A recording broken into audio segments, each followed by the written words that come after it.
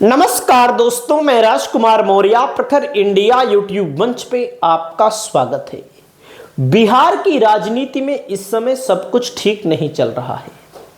बिहार में एक तरफ खबर आ रही है कि नीतीश कुमार बीजेपी से नाराज है। क्यों?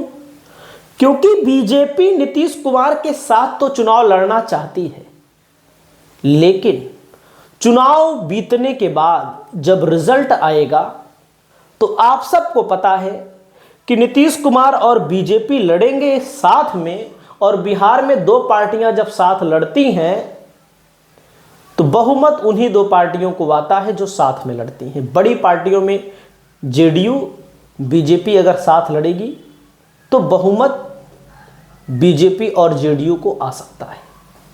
और पता लगा कहीं महाराष्ट्र जैसा बहुमत ना आ जाए जिसको लेकर के शिंदे किनारे कर दिए गए। चुनाव के बाद नीतीश कुमार भी किनारे किए जा सकते हैं। ये सब बातें तो ठीक है, दोनों पार्टियां अलग होंगी कि नहीं होंगी ये आने वाला वक्त बताएगा। चिराग पासवान के लोगों के ऊपर ईडी का शिकंजा कसा जा रहा है, ईडी के छापेमारी हो रही है, और चिराग पासवान के 3 नेताओं को लेकर आरजेडी के एक नेता हैं मुकेश रोशन ने खुलासा किया कि 3 सांसद बीजेपी के संपर्क में हैं। चिराग और चिराग के जीजा 2 ही बचेंगे, तो ये अलग समस्या है। और बीजेपी दबाव बना रही है कि विलय कर लिया जाए। विलय होने के लिए चिराग पासवान राजी नहीं है।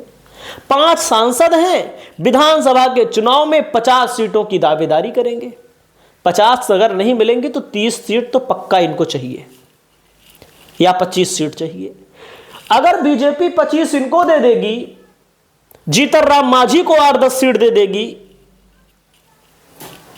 उसके अलावा उपेंद्र कुशवाहा को दे देगी, जेडीयू को दे देगी, तो बीजेपी के पास बचेगा क्या?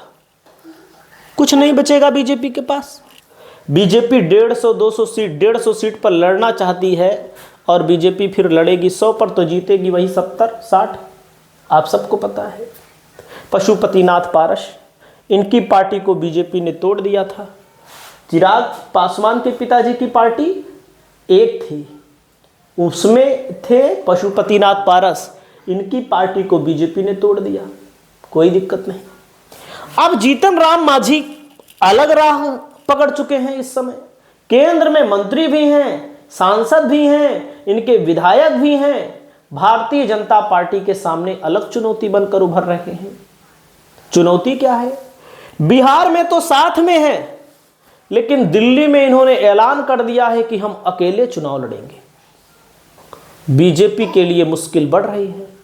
भाई अकेले लड़ेंगे तो सबको पता है कुछ नहीं होने वाला, 1 सीट नहीं निकलेगी, लेकिन वोट तो काटेंगे। इंडिया गठबंधन का तो वोट काटेंगे नहीं। जो इनके समर्थक होंगे 1000-2000 एक विधानसभा में, इससे ज्यादा थोड़ी लोग वोट पाएंगे।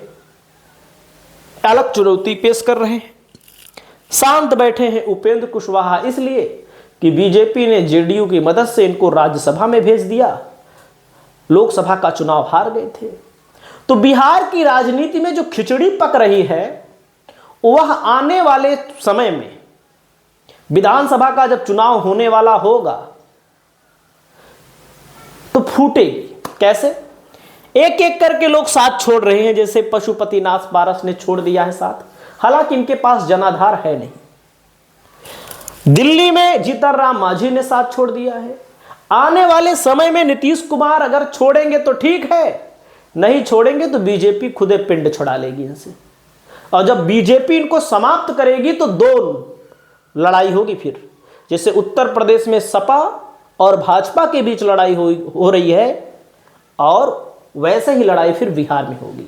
बिहार इकलौता राज्य है जहां भारतीय जनता पार्टी अपनी दाल नहीं गला पाई है, उसके पीछे नीतीश कुमार है। आरजेडी अपनी दाल नहीं गला पा रही है, उसके पीछे नीतीश कुमार है। और इस समय जो लोगों को मारा जा रहा है, लाठियां बरसाई जा रही हैं, वो कहीं ना कहीं नीतीश कुमार की को भारी पड़ेंगी आने वाले समय में। देखिएगा जब चुनाव होगा, क्योंकि बीपीएससी के छात्र आंदोलन कर रहे हैं तो भयंकर पिटाई की जा रही है। तो शिक्षक विरोध में है और जो नौजवान है वो भी नीतीश कुमार के विरोध में है। इसका फायदा आरजेडी को मिलेगा और बीजेपी को मिलेगा। आपके जो भी राय है, आप अपनी राय को बताइए कि क्या बिहार की राजनीति से लोगों को नुकसान हो रहा है कि फायदा। कमेंट करना ना भूलिए। नमस्कार।